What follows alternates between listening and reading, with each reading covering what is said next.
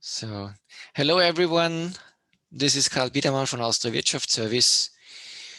We're on our session, Fund Your Startup, Protect Your Innovation from the Austrian Promotional Bank. Sorry for the delay. We had some technical issues, which are solved now.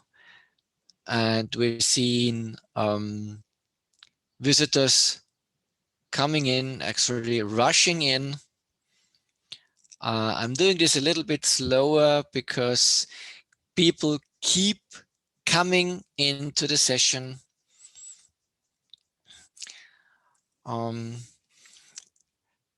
After our two sessions, actually two, one where I give a general overview over AWS and our grants for technology, and the second one by Gerd Zechmeister, who will present how to protect your innovation. And after that, we are ready to answer your questions. A few words about AWS. We are actually the one development bank, promotional bank of the Republic of Austria. And we provide various financial instruments like loans, financial guarantees, and grants. And grants is what we were talking about today. We support actually any kind of enterprise, in our case, especially startups. We're not giving out money, but also we provide specific information, consultancy, and assistance, and other services as well, like connecting services, bringing you together either with companies or business angels, venture capital. Actually, we're looking now at our 4 different general spheres of companies and activities. So the very early phase is where we develop ideas. The second one is where you set up a business. The third one is where we sustain your expansion, and the fourth one is where we try to match you with business angels, venture capital, and with other companies. And what we are talking is, of course, about early stage, about developing ideas and setting up your business, at least in this first session, whereas when we protect your innovation, this can, of course, happen in any stage. Just overview over your cluster, our all clusters and programs. And we were talking about developing ideas about AWS pre-seed and about seed financing in this first part. And Mr. Zechmeister is going to talk about how to protect your innovation in the second part. I don't want to vex you with too many details. They can be looked up on our site, www.aws.at. Anyway, again, an overview of our instruments, guarantees, low interest loans, and grants, but as well as equity and coaching and consulting. Now, some key figures. Without the COVID programs, we're doing business of about $1 billion per year, and we have around 24,000 clients, and 73 out of 100 are approved of our applications. But mind you, in high-tech funding, this is a little bit less. There we have about a quarter of the 100, so 25% of those 100 are approved. Yeah. This is due to our well, strict criteria we have for innovation and high-tech. Now, this is of a CBA Insight study, several years old, but it's still valid. This is, I think, from 2018, and they looked into the reasons why startup fail, and one of the main reasons is ran out of cash, and this is definitely where we can provide some help. Um, so with pre-seed, and we are now in the first grant. This is one of our granting programs. Main for technology are pre-seed and seed, and I'm talking about pre-seed first. And we finance and support deep tech companies in a very early stage. So maybe you have got your first proof of concept, even proof of principle built, and need money to finalize either a product or build a product at the stage that you can draw money from venture capital to put your product on the market. We are in all industries, so it's biotech, it's ICT, of course, mechanical engineering, anything. So we fund throughout all industries. Those projects we fund are in a size of 200,000. At least this is the grant. The project itself may be bigger. We fund projects throughout 2 years. Usually those milestone plans are for a shorter period, like 15 to 18 months. And the target group is definitely deep tech startups. And as I already told you, it's about 25% success rate, which is pretty much still, if every fourth of your idea we can fund, actually. I already talked about the fields, and I'd like to stress that since 2021, we now fund green tech startups as well. I'm going a little bit into detail later on. Green tech is like an extension as far as the focus of our funding goes, but it's not a separate program. It's just that we fund ICT, life science, physical science, and green tech as well. And I need to stress the fact that we fund the technology and the business model as well. Those are two things, very important. It's not only technology, though it's a major part, but what we fund is the company and the building of a company that can survive on the market. So your technology idea is fine, but the technology without the business model is not enough to be funded.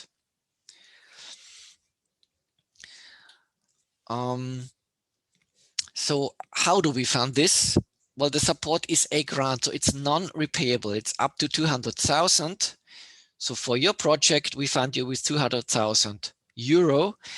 And a typical pre-seed project, so a founding project where you found your company, is say up to 250, 280,000 euro, where we provide 200,000 at most. And usually those projects are less than 2 years, but we fund them up to 2 years. And usually we have 3 to 4 milestones where we discuss and check the results of each milestone. As I told you about the green pre-seed financing, we follow the European Green Deal. So all the fields that are part of this Green Deal, it's maybe you've heard about from farm to fork to any kind of sustainable development, like avoiding food waste, resource waste, cut pollution, and so on. With green seed financing, which contains pre-seed and seed, we can focus on the sustainability project as well. We fund green tech as well as tech for green, just to make the distinction there. Green tech would be like a new solar powering system or projects in mobility, a new way to maybe drive, control electric cars, and green projects and tech for green would mean that you like write an algorithm that saves CO2 or any kind of other harmful substance, or try to reduce waste. So we defined green tech and tech for green so that we can cover all kinds of sustainable projects. I'm dropping a few lines now about the process, but I won't go into too much detail there, because usually you apply and then we start a consulting phase. So usually it's online or a physical meeting where we talk about your business plan and talk about how you are going to develop the project, how we define milestones, and how we can put you in front of a board, so a jury, where a decision about your project can be made. What we need in pre-seed is a meaningful business plan that can be a pitch deck. In the pre-seed phase, a pitch deck, like so up to 25 slides suffices. But there we need to cover the basic elements a business plan more or less contains. What is the problem? What is your solution? What is the technology behind it? What is the market?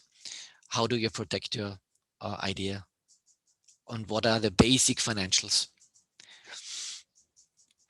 On our website, we have several contact partners, and you find those partners and the phone number on www.aws.at on AWS and pre-seed. Also, you see we have an email address, preseedanfrage@aws.at. Now for seed financing, this is actually this takes things a little bit further. We assume you have already founded your company, and again, we found all industries. Again, the project duration, so this disbursement phase, as it is called here, is up to 2 years. That means the project plan covering 4 milestones usually would then encompass 2 years. But the repayment period here is up to 12 years. It is a grant still. It's far away from your usual loan. And what do we mean by repayment? If your company is successful, so if you have an exit or if you have significant turnover, then we want at least the face value of the money back. So our grant is up to 800,000 euro, and within 12 years, you'd repay bit by bit those 800,000 euro, but only if you're successful. And the terms are very favorable for startups. So if we feel that repayment would endanger your liquidity as a startup, we will refrain from repayment. So this is what we want is we want to fund your company, and we are not acting like a bank here where we want our money back no matter how you fare with your company. only if you're really successful and if you're the best case, you have an exit, we want our money back. And we had several exits where we got the whole money back because those were millions or hundreds of millions exits. So uh, um, that was a negligible amount the startup paid back then. Again, we fund deep tech startups. Um, and again, the fields are the same. It's ITC, it's artificial intelligence, digital health. Um, you can have already, of course, a company. Um, when you compare that to pre-seed, you are not in pre-seed, you were not allowed to have a GmbH before you apply. Now you are allowed to have a GmbH, so a limited company, but it has to be a small business, up to maximum 50 employees and less than 5 years old. Um, one thing that is very important, that is not so important pre-seed because of the early phase, but in seed, for example, uh, say your company is 3 years old and you have already another company as a shareholder, then the company that is not an SME, not a small medium enterprise, can have only 24.9% of your company. Otherwise, we cannot fund it anymore. And if it's a financial investor, pure venture capitalist, those can have up to 49% of your company. You still, as a founder, need to be in control of the company. That's what we're looking at. So you need to have the majority so that we can fund your company. Funding amount and type of support, that's what we mean by conditional repayable grant. So that's what I told you about the slide before. If you're successful, then you pay back the money in installments. The Green Deal, again, green companies, we have a special focus on them too in seed financing. Like in a pre-seed, we expect, we still expect that it is a high-tech company with a focus on green. So this is because it's not a special different program. It's just a broadening of the field. So it's ICT, it's green technology, it's health, it's biotechnology. This green seed financing is just now a part of the whole program. In seed financing, and again, I don't like to give it too many details because for seed financing, our consultancy is even more intense than in pre-seed. We even have somehow like a presentation before your actual presentation, where you pitch in front of a like a sandbox, where we can provide you with insights, coaching, and some tips how to present in front of the real board then.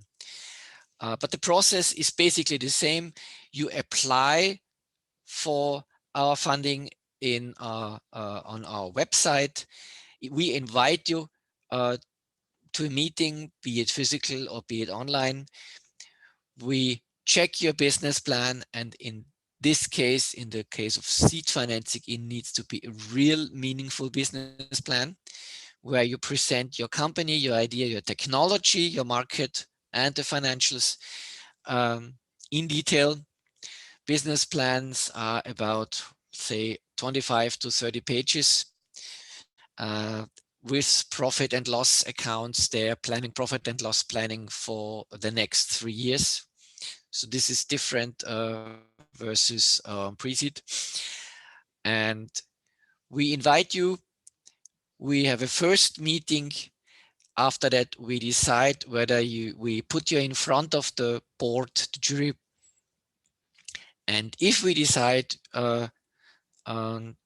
you will present in front of a board, then usually we have a phase of 1.5 to up to 2 months before that, where we exchange information and where we prepare you more or less for the board. So this includes also the milestone plan and the pitch deck.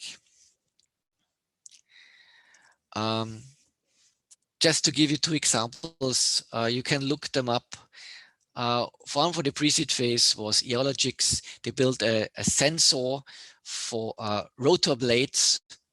So it was an ice detector that could check if there's water or ice on the rotor blade and then switch on the heating. And another successful example is Blue Danube Robotics. They started with 4 people and they now about 40 people within 5 to 6 years. And what they did, they're developing some sort of skin for robots. Those are inflatable patches. So 30 multiplied by 10 centimeters. So segments of patches where they are filled with air and contain a sensor, and they can feel a touch. So this is a security measure for robots. And with this last example, I'd like to hand over to Gerd Zechmeister, who will show you how to protect your innovation. Thank you very much, Karl. Here I am. I'm just sharing my screen.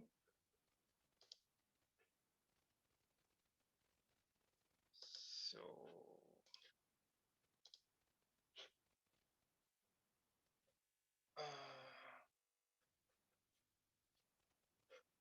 hope you can see it.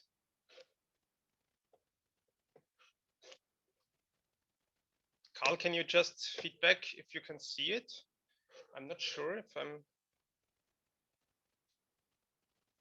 think this is the wrong.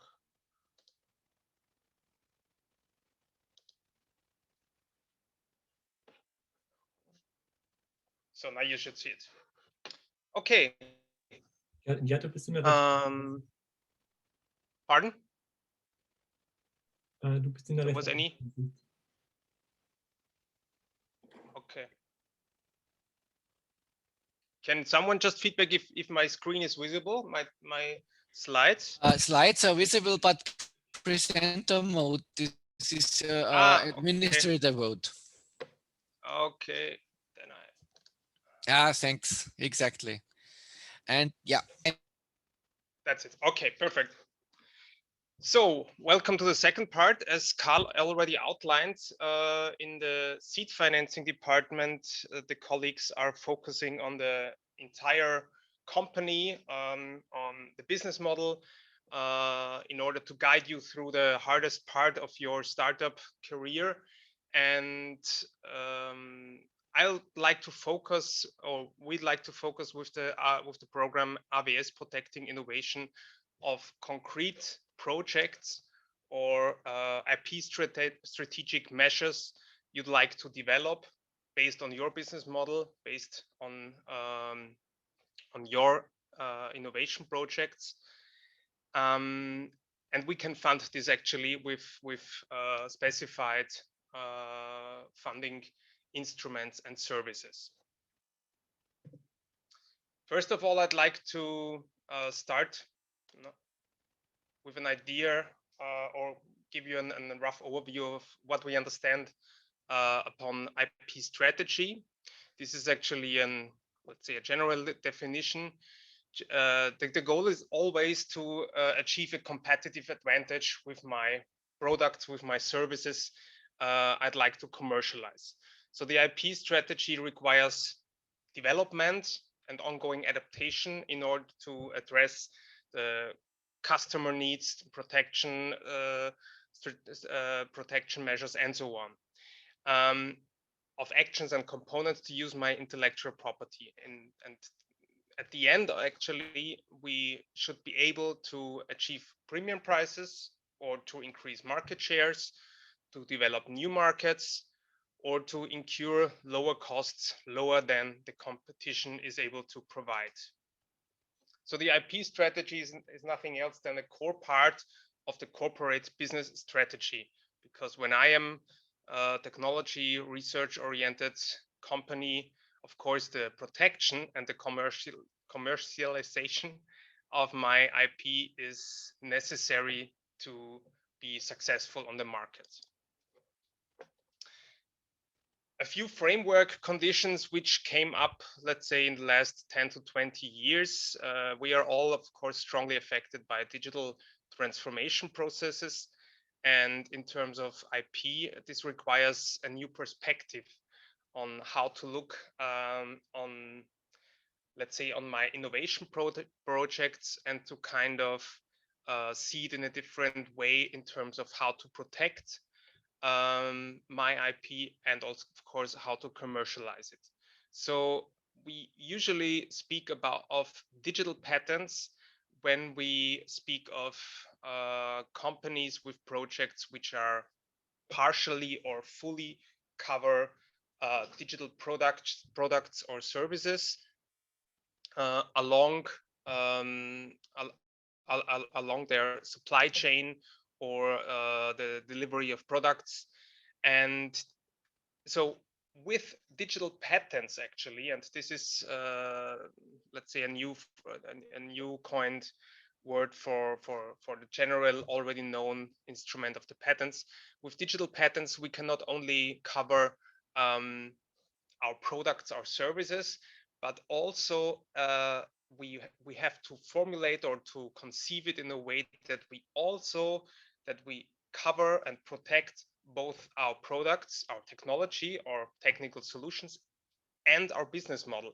Because of course the business model gains to sell our products, to create a steady revenue stream, and a patent is actually an instrument to protect intellectual property.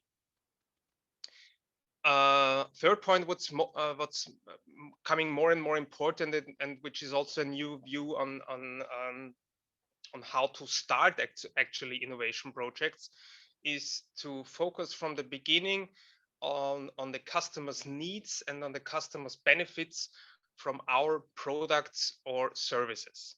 So we have to define an exclusive sphere, an exclusivity for our customers' benefits, and to convince our customers, for example, to pay higher premium prices in order to gain the advantages of our products or our systems.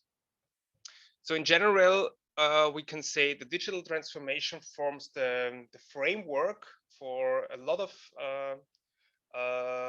innovation projects. And apart from haptic products, we should also consider let's say the digital dimension of any innovation project.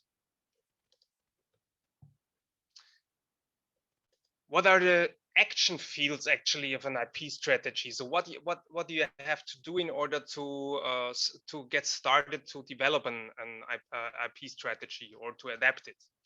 Of course, there are values which you, as I already said, we have to focus on the client's needs, and this is the part where you have to identify what is the value of what I'm providing or what I'm like to introduce onto the market. So what is the client's benefit actually? And of course, we have always to think about what's already available. Where do I have to? Where can I avoid unnecessary R&D because it's available as a product, as a technology? I might license it in. Licensing is also a major part of an IP strategy. You don't have to develop all yourself. You can, of course, also team up with others, but in general, you should identify which are the values you can provide and maybe something you need to buy in or to license it. Risk control is actually the meaning assess your processes. They have to be legally sound. You have to install kind of a deadline management, especially important when we talk about patents.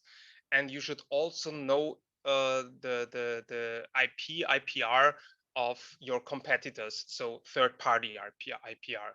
The risk control means to implement ongoing processes and procedures in order to control and to mitigate the risks you identify. Interdivisional management is very important because, of course, we not only we're not only talking about the R&D department, not only about CEOs, we are also talking about sales and marketing. We are talking about any partner, um, any divisions of our company where IP is important because it's going to be communicated. So any new product, any new feature has to be communicated, of course, in terms in marketing strategies and so on. But we have to think of to know exactly what we can communicate and what not. And of course, on the other side, marketing, sales, all the people out there with customers have a very important role in order to feedback what they actually need. So that's why when we are coming back, of course, to customer benefits. So this is also a steady process of kind of telling what to say, what to communicate, what not to communicate, and what are the customers' needs. And of course, at the end, we want to reduce costs. We want to increase the value of our company. We want to generate revenue. We might install a strategic IP controlling. So what are what is actually the benefit of my expenses and what am I getting back? And the main goal is always, as I already said, to receive a competitive advantage. And this is, of course, the core of any major business strategy. So it's also IP strategy. Some influencing factors which you should consider when thinking about your IP strategy is, as I said, corporate goals should be reflected in the IP strategy. You should be kind of decide if you are going to if you offensively or defensively protect your innovation and your IP. So it's very important, or it's a different approach if you are going to menace anybody with suing hit when he is potentially, for example, infringing your IP, or if you kind of start communicating with potential infringers by offering licenses and so on. In any way, you have to be aware how to react, for example, when your IP is infringed. The function of intellectual property is something which is not always properly addressed. I'm not going too detailed about the legal criteria of IPR, but what is important, for example, when we are thinking about patents, patents are costly, patents need time, patents can also bind a lot of resources, and you have to be very aware what to do with it. For example, in what countries you are going to apply for a patent, what is the goal in each country? Are you going to block the others? Are you going to team up with and grant licenses and so on? So it's very important to be aware of the function, not only of the IP, but also of the gained rights. And also, of course, products, processes, services means see your project as a system. So identify what are the products, which are the processes, services, what kind of USP you can actually create by modeling products or services. Yeah, of course, the USP versus competitors. This is clear market knowledge. You should know what the competitors are doing, communicating, and also applying. So, for example, when competitors are applying for patents, you can always check this in several databases. Yeah, identification of core technologies, core IP. So this is the very core which should not be misused by others. Be aware that all your product services or can be reverse engineered. Can you mitigate it, or is it necessary for third parties? For example, in software projects, it's very often necessary to create interfaces, and therefore third parties have to reverse engineer it. Think about that. And a major topic is, of course, trade secrecy. Trade secrecy is obviously on the other side compared to a patent. Patent is revealed to the public. Trade secrecy is something which I control within my organization, and I have to set up all the necessary measures to outline, to document. This is of very high value for me, for my business. These are the measures I take to keep it secret.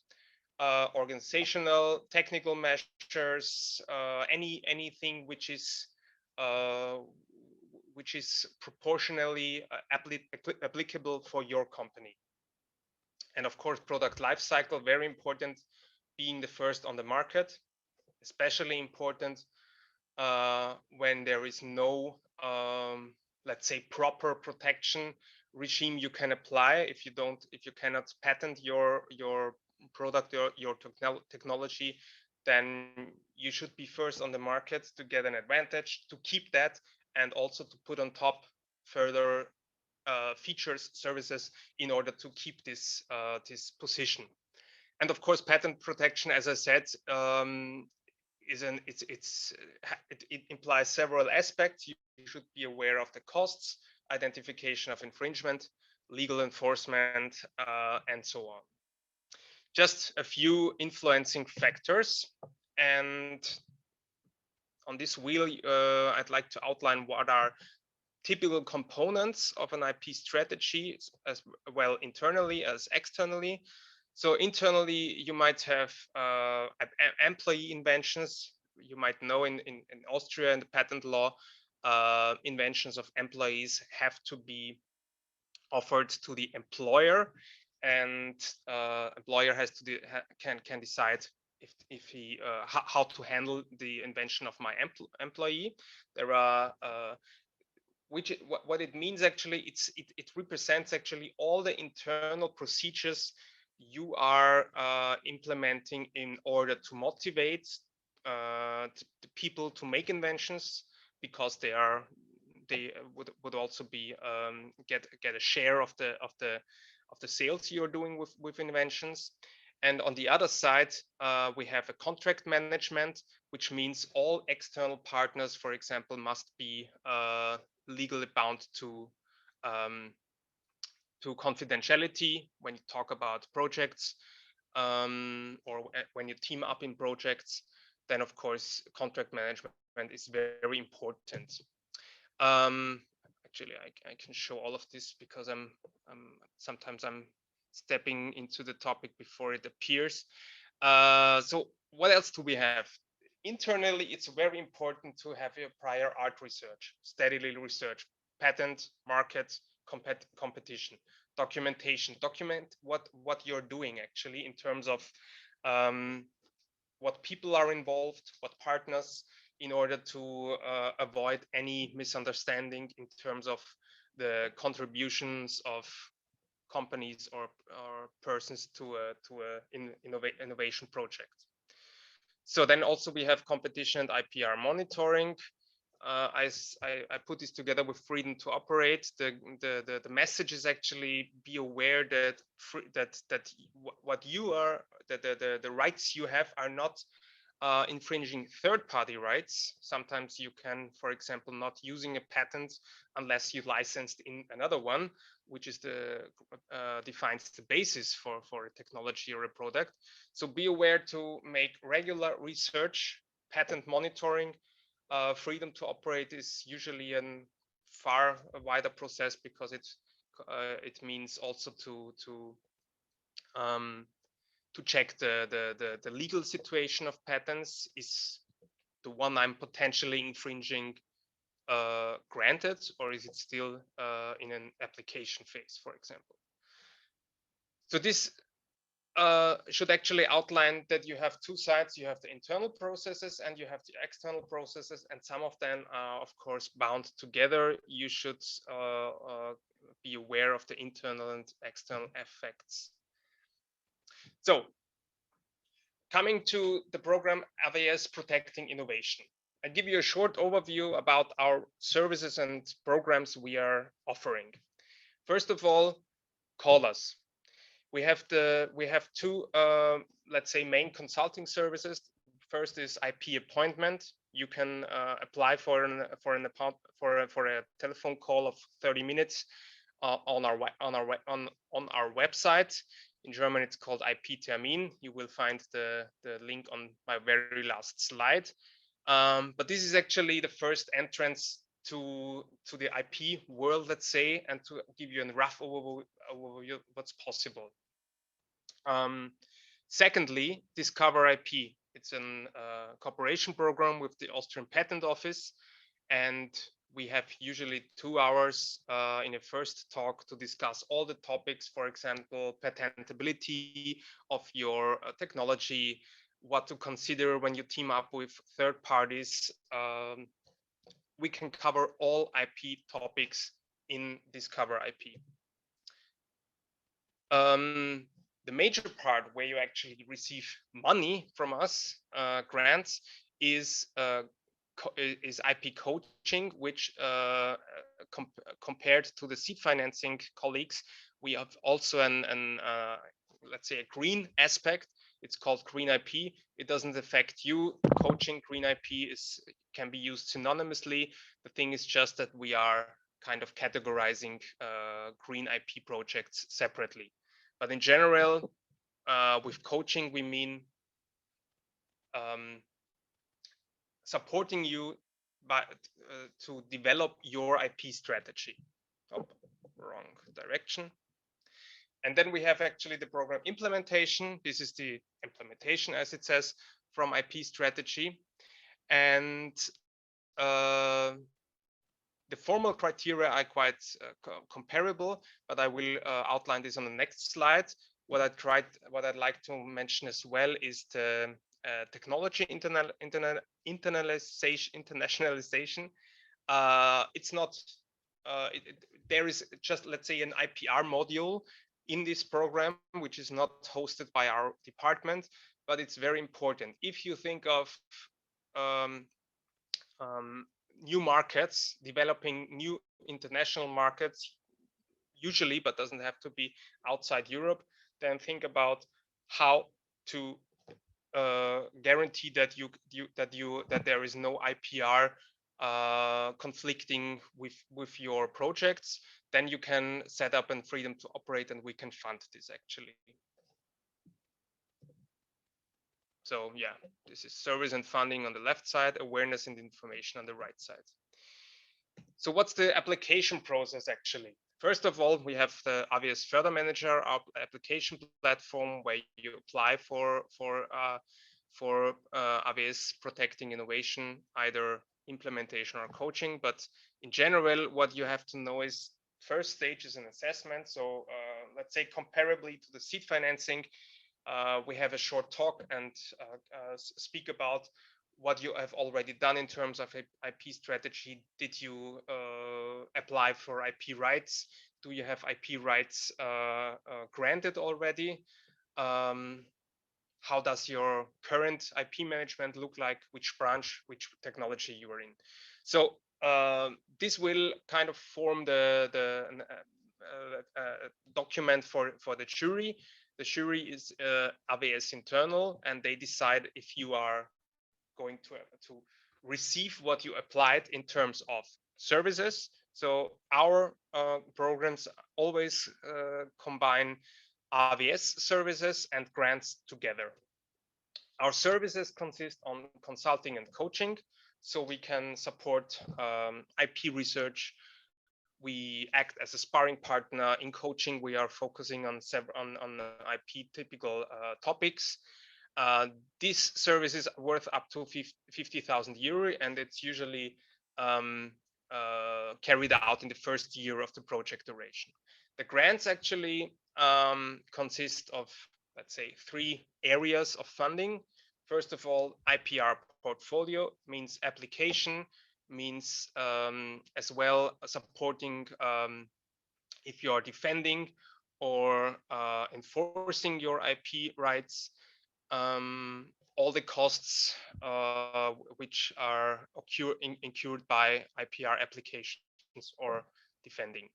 Internal skills and resources, I will outline this on the next slide, so I won't lose too much words on that. Very important is you can you can apply for eligible costs up to 200,000 euro, and 50% of that is funded. And we have usually a maximum duration of the project of 3 years. So what are the eligible costs in detail? IPR portfolio, as I outlined, means as well research and audits. So research for IPR research, but also auditing your IP management, for example. Analysis of own and third-party IPR. So this also means the analysis of results, your own compared to the third-party IPR. IPR applications, as I already outlined, and the defense of and enforcement of existing IPR. Internal resources refer to, for example, IP management. We can here fund staff salaries, usually people who are newly employed in your company, or existing people who are taking over, covering IP relevant tasks. IP trainings for the whole staff can be funded. Infrastructure, this is usually usually referred to software, for example, patent administration software you are going to purchase. But we have also we can also cover costs for external IP strategy consulting, for example, by consultants or patent attorneys. Very important. No, let's. The message. I will give you the message after the last block. The last block is IP transfer. So if you are thinking of licensing in patents and technical know-how, then you should think of then we can support this with also funding of costs, and we can also cover consulting or valuation services of IPR from, for example, patent attorneys or legal attorneys. What I'd like to stress on is all the you can actually you can discuss with us any measure you'd like to cover. But be aware that you discuss it with us before you actually before we actually come up to invoices and to any third party, especially on third party services from patent or legal attorneys. So it's important that we know what you're going to buy in before we actually fund it, in order to tell you if this is eligible or not. So the consulting and coaching services usually consists of workshops where you have 2 IPR experts from the AWS. We do it usually with the with CEOs, R&D staff. It's also possible with marketing, of course. Telco workshops are currently favored, and I translate. Ziele is actually goals.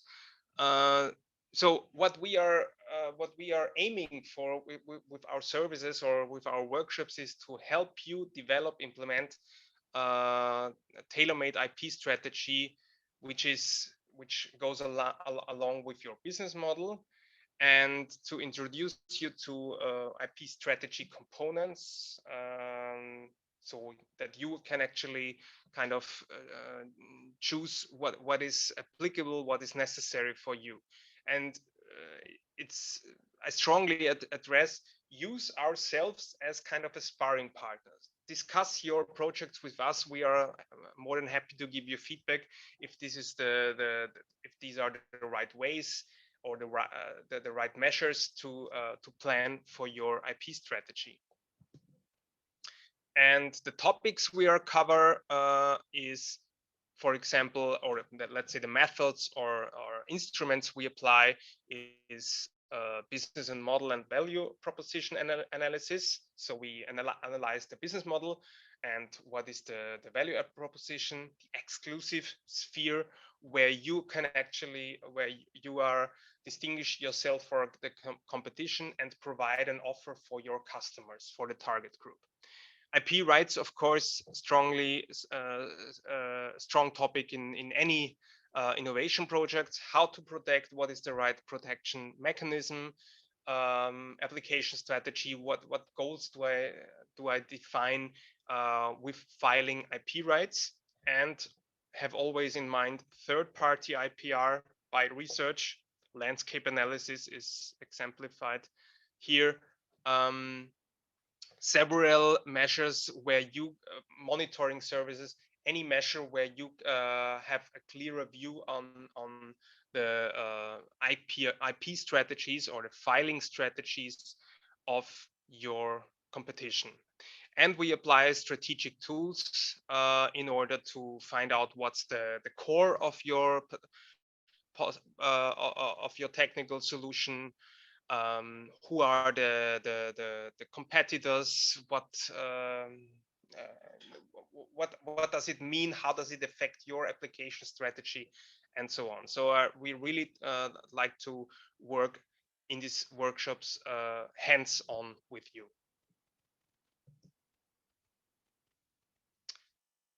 Who is actually eligible? What is the target group of our programs? I'm mainly speaking about the programs where you can apply for funding. So any consultation services is open for everyone. We are focusing, of course, on research and technology-oriented innovative branches or company. According to the EU definition, our target group of SME doesn't. We are focusing on SME according to the European Union definition, which means you have to have less than 250 employees. The revenue must be within certain limits, less than 50 million euros, or the balance sheet total is, less than 43 million. In which phases it's possible to apply? Actually, we are not bound, but generally the typical phases are when you found your company or already have founded it, or short afterwards, when you're growing, or when you think about international expansion.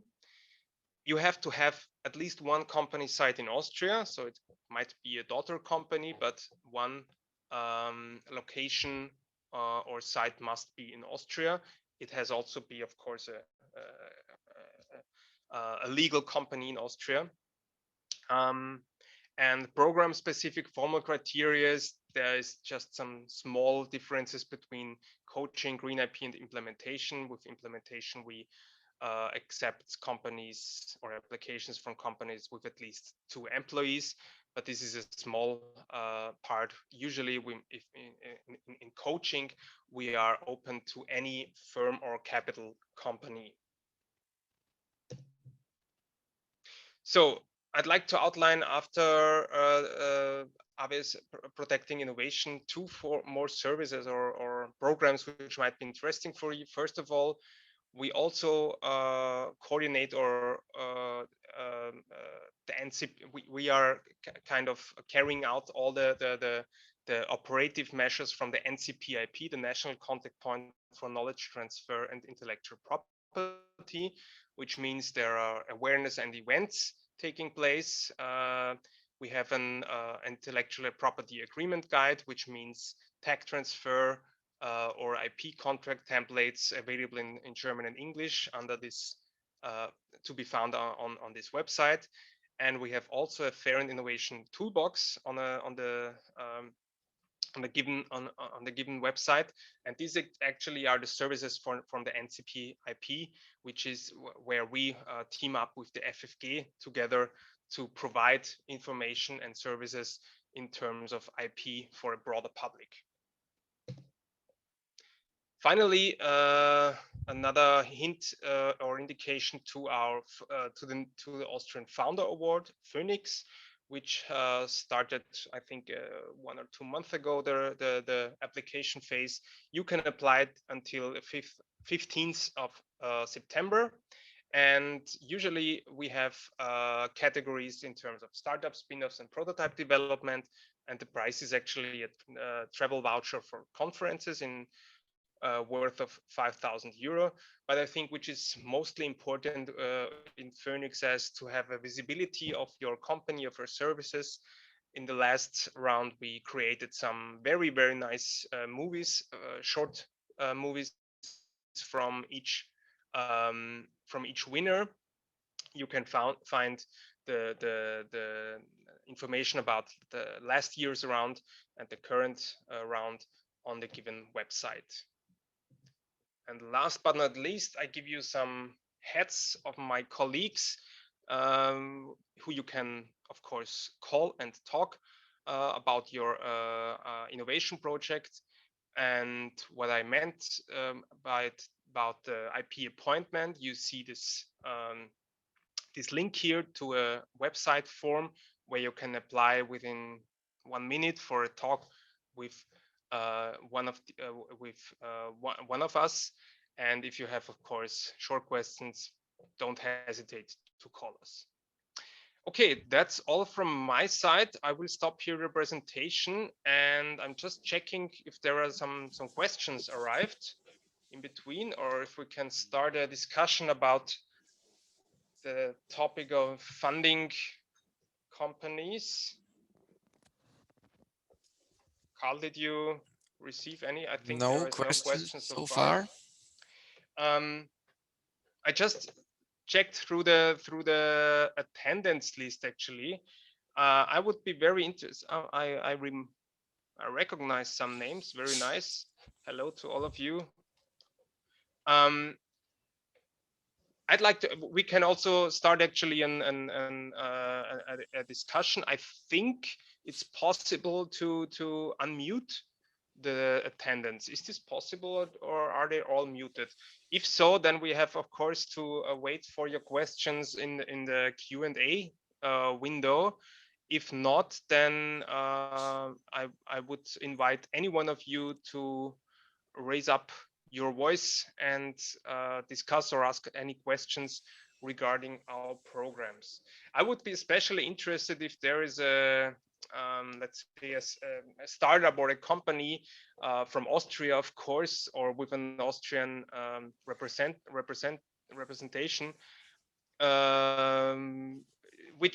who sees itself in the things we are outlined. We are outlined, Carl and me, with our programs. I just was informed by the hosts that you can only ask questions in the Q&A window. So which is still empty. Yeah. You're cordially invited to ask any questions you have. Of course, we're especially interested in people who like to found a company in Austria. We understand this is an international meeting, but still we are, of course, we have national funding for national companies. Of course, it would also be interested if there is an international company thinking of founding a company in Austria. Then, for example, it would be very interesting for Karl Biedermann and for the pre-seed program. But as I said, in any stage or phase on your company, at least that you have an Austrian site, you can also always contact the IP department of the AWS if you have questions regarding protection or commercialization of your innovations and solutions.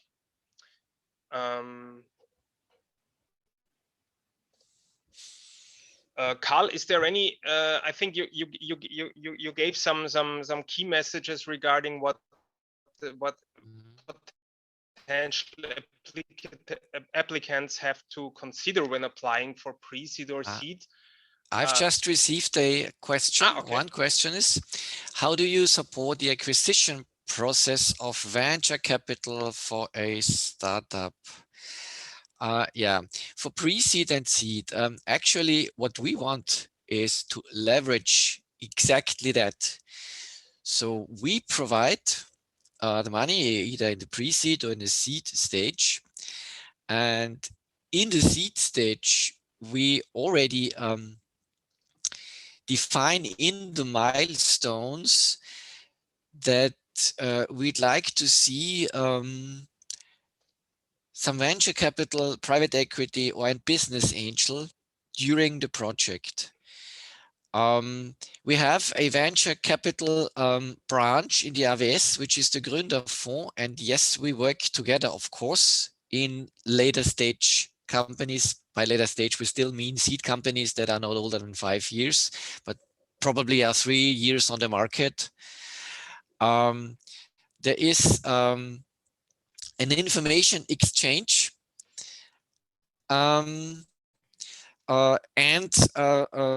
between Gründerfonds and us, so Founders Fund and us, and various contact partners in Austria. But we do not institutionalize somehow the marketing for venture capital. So usually the founders are looking themselves for venture capitals or the business angels like in our business angel Börse. So as a founder, you can like draw up a paper, needn't be more than one A4 sheet, send it to us in the business angel Börse, and we check whether there's a business angel in the field available for that and interested. So there are several ways we can support startups, but on a very individual base. So we talk to them and lay out to them what we can do for them, but they, of course, the major part of the work is still on them. Does this answer your question?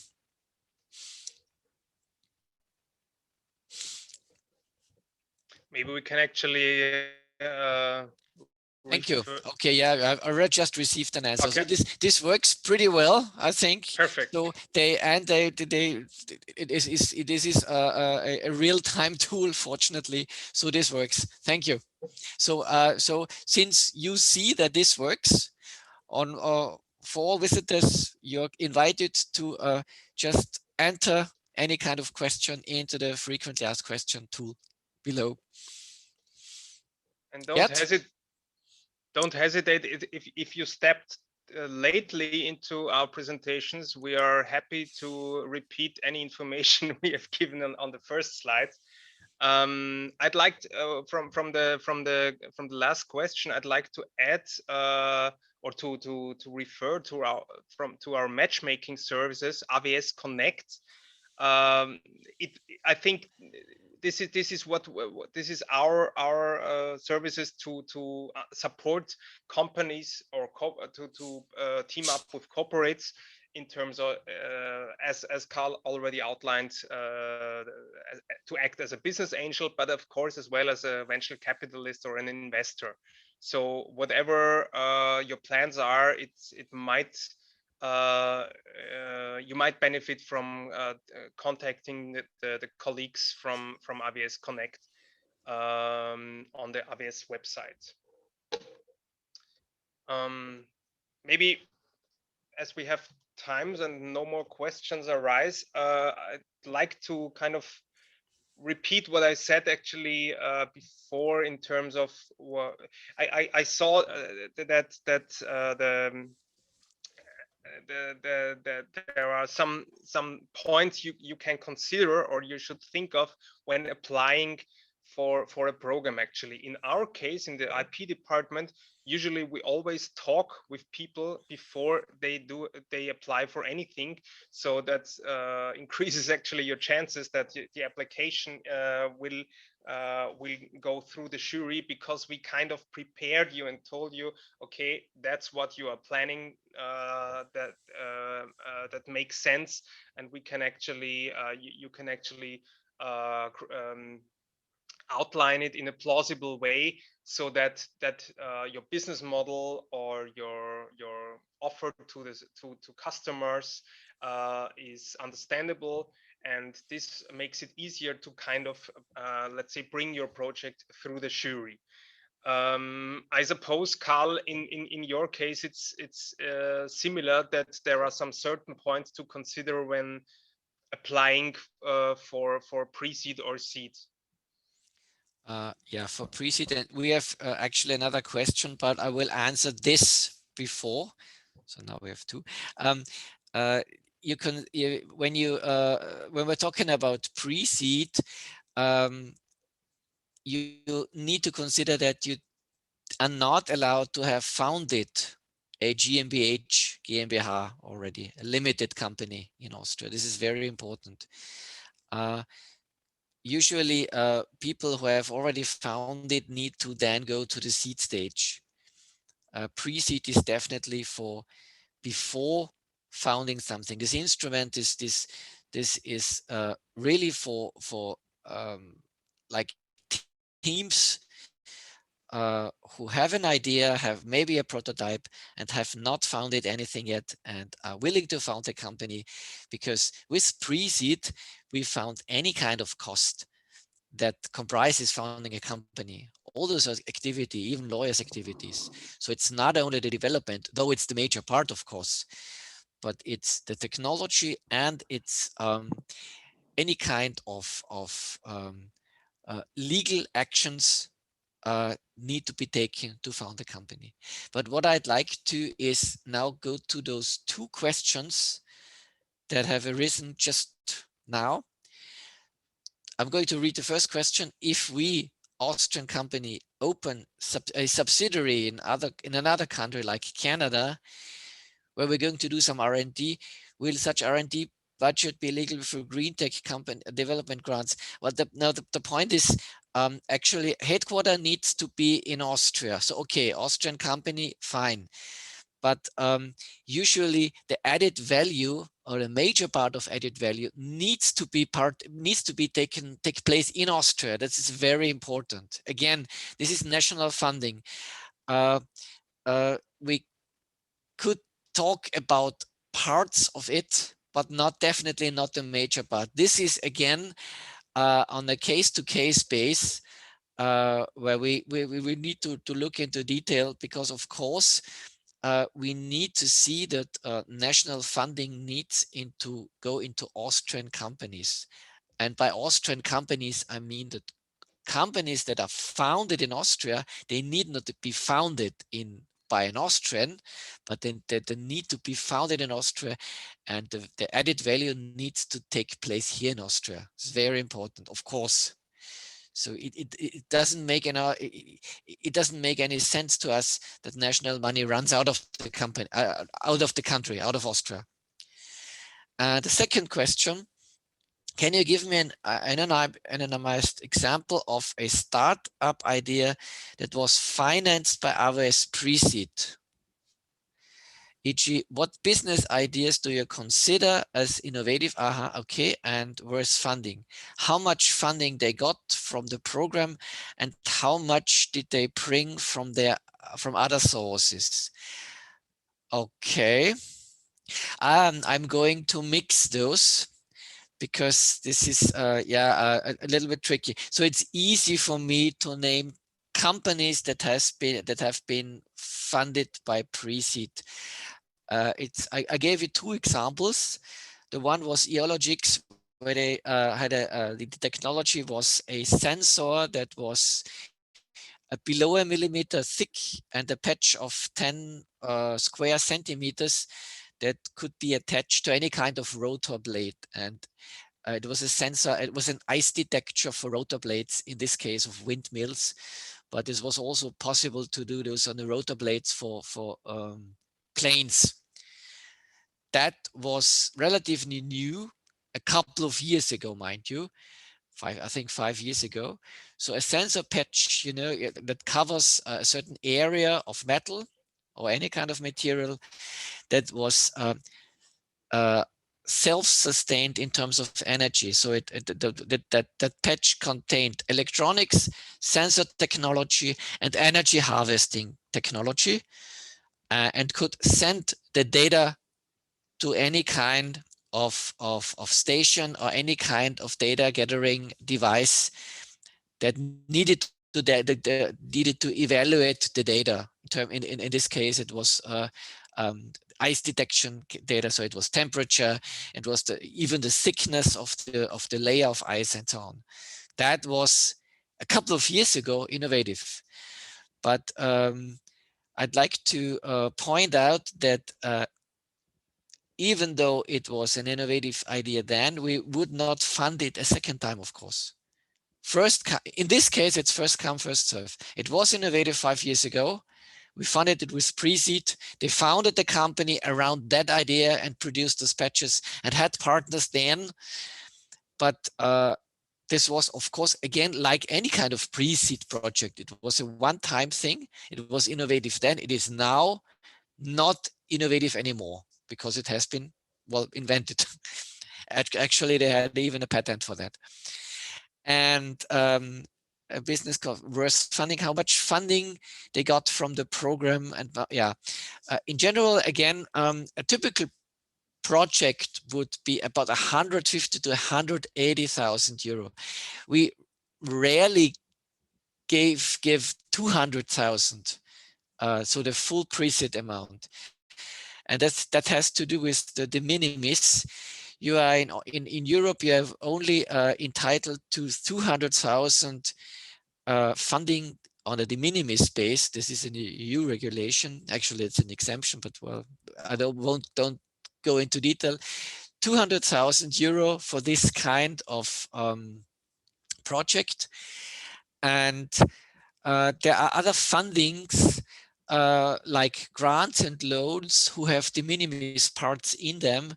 And so we advise the people to take only like 180,000 euro de minimis, because they need to save like 20,000 de minimis money so that they can get other loans and grants with even a higher leverage. Like a 400,000 euro loan would contain de minimis money in them, and they wouldn't be entitled to those kind of grants if they took out the full 200,000 euro amount at once within 3 years.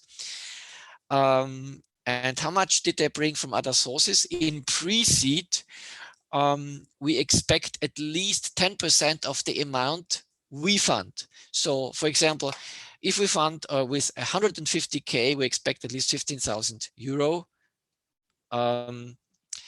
Like own money, this is cash.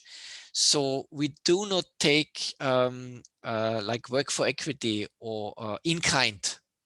This is not part of the pre-seed program, though I know that other funding organization accept this kind of own like performance or own money, but we want cash as a base. So we want the founders to take a certain risk as well. And this starts at 10%, but we've seen founders who are willing to pay 20% of the money we give as well. Was this sufficient, Mr. Juriga? Yeah, suppose so. This is as far as I can see. Yeah, thank you. Fine. This is, yeah, those are all questions currently available to us. So again, this seems to work. If you have other questions, please just feel free to enter them. We still have time. So to continue, Gerd, I have now forgotten what you asked, and I don't hear you. Sorry, always the Thank same. you. No, actually, you Criteria. I think you already answered it. Actually, for me, it's important to convey kind of messages what people have to consider when to apply for one of our programs, and I think you outlined it already. But according to the questions so far, people are of course interested what technology or what companies are founded in which dimensions. I think you outlined it, and of course, as pre-seed or seed covers, let's say you bring the companies through the death valley. There is much more in terms of what is eligible and what not. But you outlined it already, I think, in your answer to Mr. Juriga. Yeah, as said, actually, in our program, we are focusing on innovation projects, and we are just we are funding these with all the measures, all the costs occurring bound to this innovation project, or as I said, any measures taken to set up or to implement an IP strategy.